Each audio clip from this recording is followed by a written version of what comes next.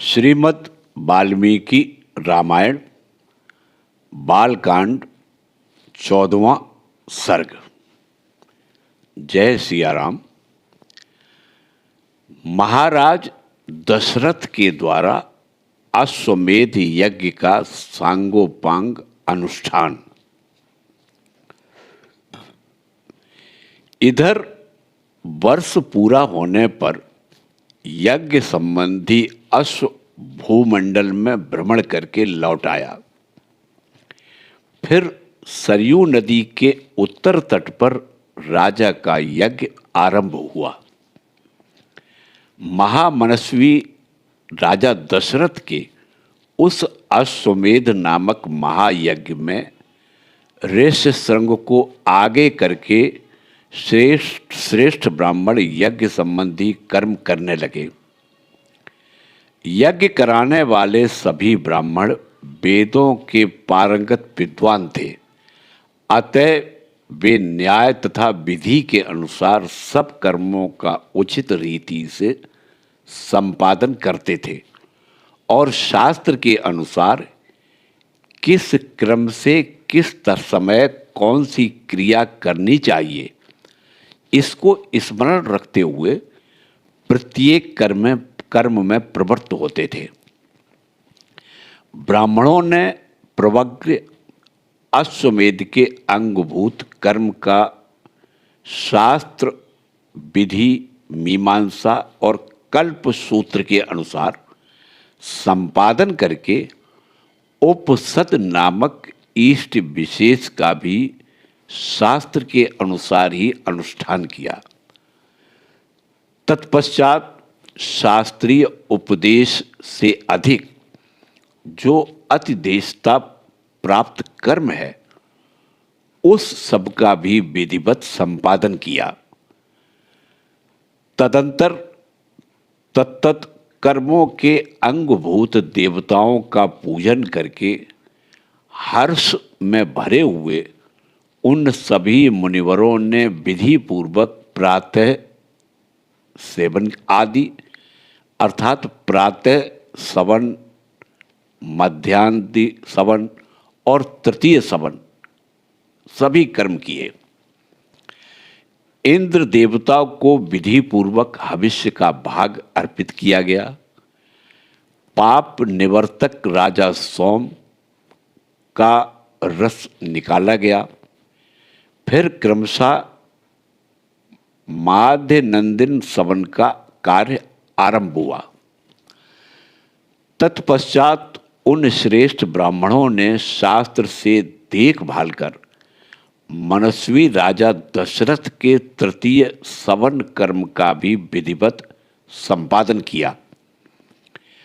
ऋष्यशृंग आदि महर्षियों ने वहां अभ्यास काल में सीखे गए अक्षरों से युक्त स्वर और वर्ण से संपन्न मंत्रों द्वारा इंद्र आदि श्रेष्ठ देवताओं का आवाहन किया। मधुर एवं मनोरम सामगान के लय में गाए हुए आवाहन मंत्रों द्वारा देवताओं का आवाहन करके होताओं ने उन्हें उनके योग्य हविष्य के भाग समर्पित किए। उस यज्ञ में कोई अयोग्य अथवा विपरीत आहुति नहीं पड़ी, कहीं कोई भूल नहीं हुई।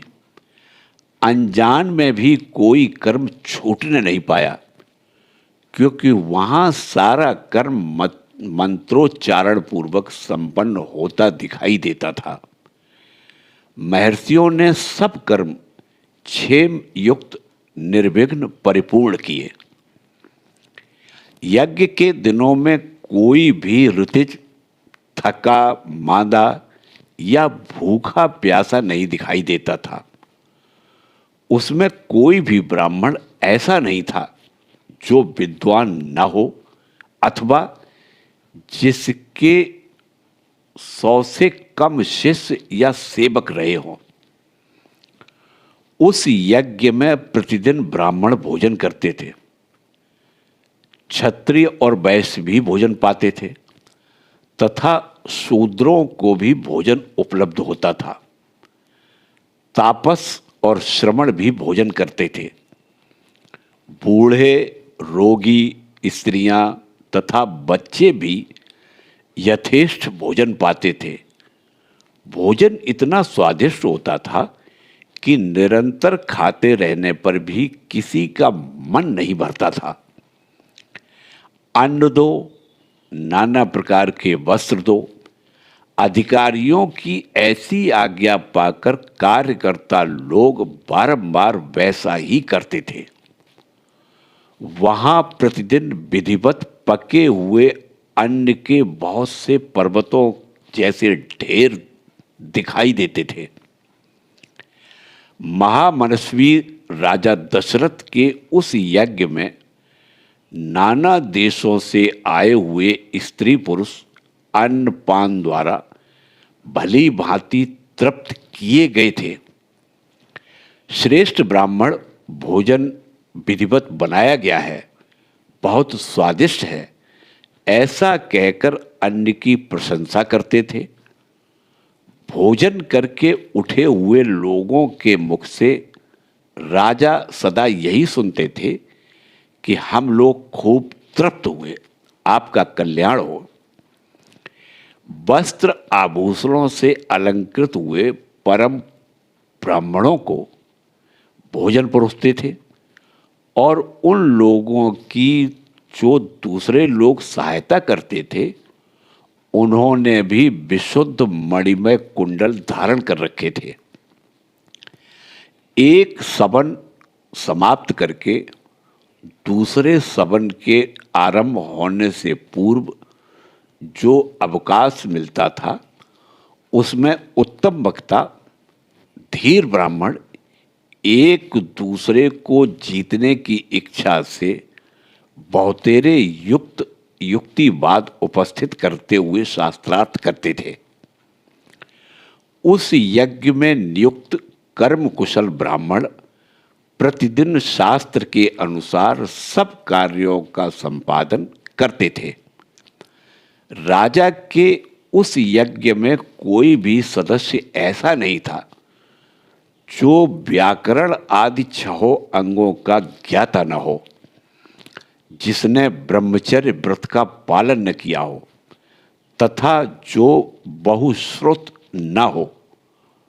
वहां कोई ऐसा द्विज नहीं था जो वाद विवाद में कुशल न हो। जब यूप खड़ा करने का समय आया, तब बेल की लकड़ी के 6 यूप गाड़े गए।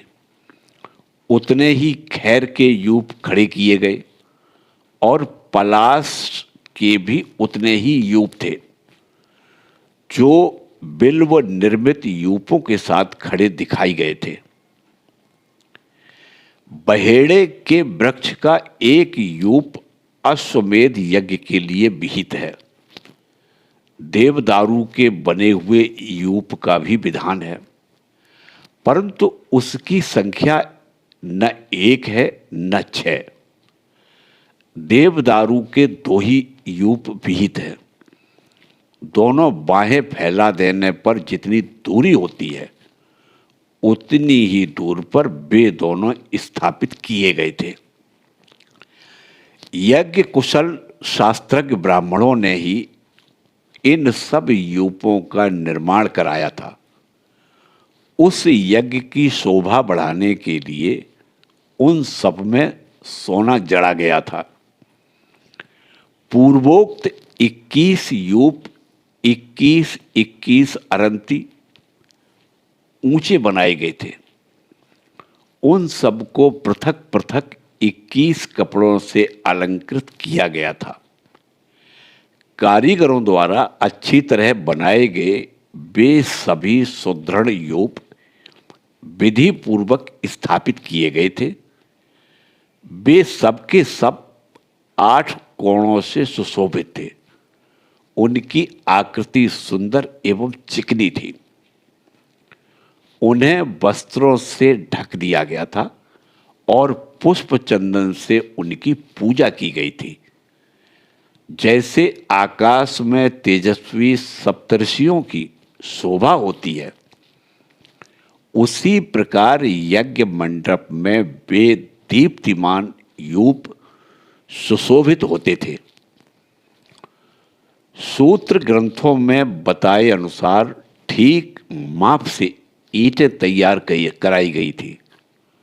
उन ईंटों के द्वारा यज्ञ संबंधी शिल्प कर्म में कुशल ब्राह्मणों ने अग्नि का चयन किया था। राज सिंह महाराज दशरथ के यज्ञ में चयन द्वारा संपादित अग्नि की कर्म कांड कुशल ब्राह्मणों द्वारा शास्त्र विधि के अनुसार स्थापना की गई। उस अग्नि की आकृति दोनों पंख और पुच्छ फैलाकर नीचे देखते हुए पूर्वाभिमुख खड़े हुए गरुड़ की सी प्रतीत होती थी। सोने की ईंटों से पंख का निर्माण होने से उस गरुड़ के पंख स्वर्ण में दिखाई देते थे। प्रकृत अवस्था में चित्त अग्नि के 6 प्रस्तार होते हैं, किंतु अश्वमेध यज्ञ में उसका प्रस्तार 3 गुना हो जाता है। इसलिए वह गरुणाकृति अग्नि 18 प्रस्तारों से युक्त थी। वहां पूर्वोक्त यूपों में शास्त्र विहित पशु, सर्प और पक्षी आदि देवताओं के उद्देश्य से बांधे गए थे। सामित्र कर्म में यज्ञीय अश्व तथा कूर्म आदि जलचर जंतु जो वहां लाए गए थे, ऋषियों ने उन सबको शास्त्र विधि के अनुसार पूर्वोक्त यूपों में बांध दिया। उस समय उन यूपों में 300 पशु बंधे हुए थे तथा राजा दशरथ का वह उत्तम अश्वरंत भी बांधा गया था।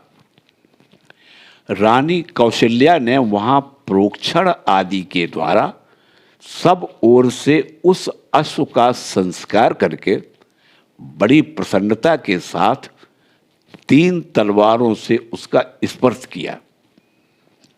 तदंतर कौशल्या देवी ने सुस्थिर चित्त से धर्म पालन की इच्छा रखकर उस अश्व के निकट एक रात निवास किया। तत्पश्चात होता, अधर्व और उद्गाता ने राजा की क्षत्रिय जातीय महिषी, कौशल्या वैश्य जातीय स्त्री, बाबाता तथा शूद्र जातीय स्त्री, परिवृत्य, इन सबके हाथ से उस अश्व का स्पर्श कराया। इसके बाद परम चतुर जितेंद्रिय ऋत्विज के विधि पूर्वक अश्व कंद के गूदों को निकालकर शास्त्रोक्त रीति से पकाया। तत्पश्चात उस गूदे की आहुति दी गई। राजा दशरथ ने अपने पाप को दूर करने के लिए ठीक समय पर आकर विधि पूर्वक उसके धुएं की गंध को सूंघा।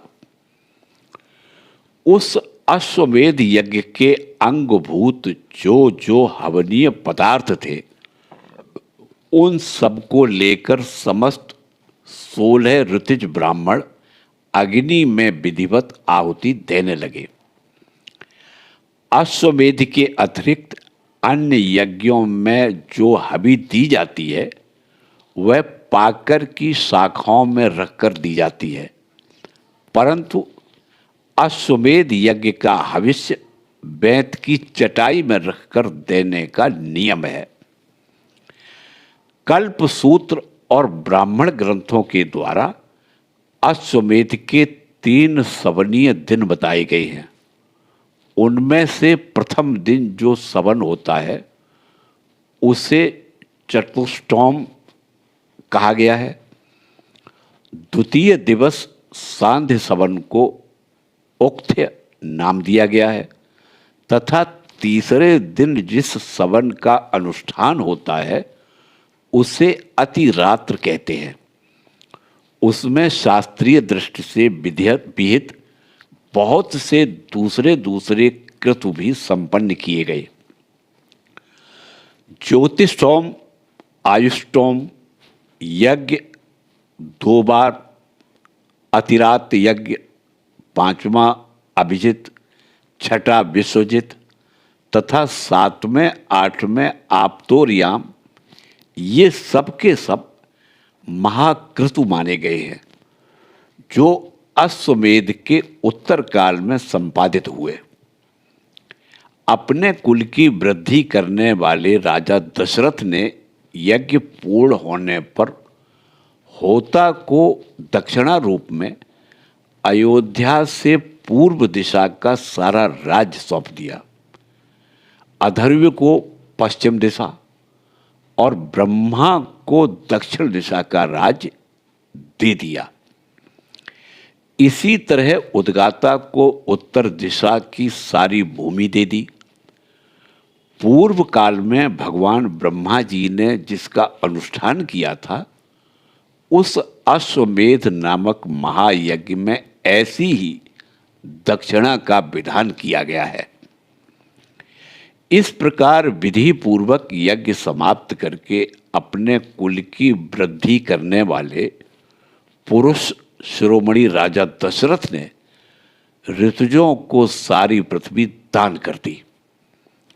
यूं दान देकर इक्ष्वाकु कुलनंदन श्रीमान महाराज दशरथ के हर्ष की सीमा नहीं रही, परंतु समस्त ऋतुज उन निष्पाप नरेश से इस प्रकार बोले, महाराज अकेले आप ही इस संपूर्ण पृथ्वी की रक्षा करने में समर्थ है, हम में इसके पालन की शक्ति नहीं है, अतः भूमि से हमारा कोई प्रयोजन नहीं है। भूमिपाल, हम तो सदा वेदों के स्वाध्याय में ही लगे रहते हैं, इस भूमि का पालन हमसे नहीं हो सकता, अतः आप हमें यहाँ इस भूमि का कुछ निष्क्रिय मूल्य ही दे दें। नृप श्रेष्ठ, मणि, रंत, सुवर्ण, गौ अथवा जो भी वस्तु यहाँ उपस्थित हो वही हमें दक्षिणा रूप से दे दीजिए। इस धरती से हमें कोई प्रयोजन नहीं है। वेदों के पारगामी विद्वान ब्राह्मणों के ऐसा कहने पर राजा ने उन्हें 10 लाख गौएं प्रदान की, 10 करोड़ स्वर्ण मुद्रा तथा उससे चौगुनी रजत मुद्रा अर्पित की। तब उस समस्त ऋतुजों ने एक साथ होकर वह सारा धन मुनिवर ऋषशृंग तथा बुद्धिमान वशिष्ठ को सौंप दिया। तदंतर उन दोनों महर्षियों के सहयोग से उस धन का न्यायपूर्वक बंटवारा करके वे सभी श्रेष्ठ ब्राह्मण मन ही मन बड़े प्रसन्न हुए और बोले, महाराज इस दक्षिणा से हम लोग बहुत संतुष्ट हैं। इसके बाद एकाग्र चित्त होकर राजा दशरथ ने अभ्यागत ब्राह्मणों को 1 करोड़ जाम्बूनद स्वर्ण मुद्राएं भेंट की। सारा धन दे देने के बाद जब कुछ भी नहीं बच रहा तब एक दरिद्र ब्राह्मण ने आकर राजा से धन की याचना की। उस समय उन रघुकुल नंदन नरेश ने उसे अपने हाथ का उत्तम आभूषण उतारकर दे दिया। तत्पश्चात जब सभी ब्राह्मण विधिवत संतुष्ट हो गए उस समय उन पर स्नेह रखने वाले नरेश ने उन सबको प्रणाम किया। प्रणाम करते समय उनकी सारी इंद्रियां हर्ष से विह्वल हो रही थी। पृथ्वी पर पड़े हुए उन उदार नरवीर को ब्राह्मणों ने नाना प्रकार से आशीर्वाद दिए। तदंतर उस परम उत्तम यज्ञ का पुण्य फल पाकर राजा दशरथ के मन में बड़ी प्रसन्नता हुई। वह यज्ञ उनके सब पापों का नाश करने वाला तथा उन्हें स्वर्ग लोक में पहुंचाने वाला था। साधारण राजाओं के लिए उस यज्ञ को आदि से अंत तक पूर्ण कर लेना बहुत ही कठिन था।